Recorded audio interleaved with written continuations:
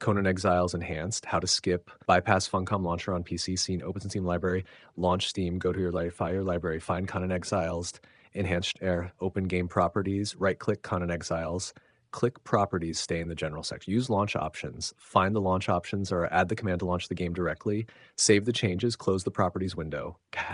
launch game directly from exe file. Open Conan Exiles installation folder, go to the binaries or Win64 folder, find the main game executable file, double-click it to launch the game. Directly create a desktop shortcut, right-click the game exe file, create a desktop shortcut, use that shortcut instead of launching through the launcher, run as administrator, right-click the game exe, open properties, go to compatibility enable, run this program as administrator, save the changes, disable Steam overlay, open Steam settings, disable Steam overlay for Conan, restart Steam,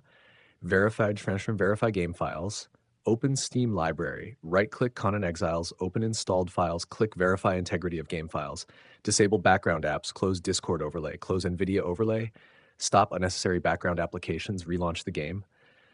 restart and test, restart your PC, launch the game using the exe shortcut, check if the Funcom launcher is skipped. Successfully, extra tip, some game updates may restore the launcher automatically, so you might need to repeat the launch option method after major updates.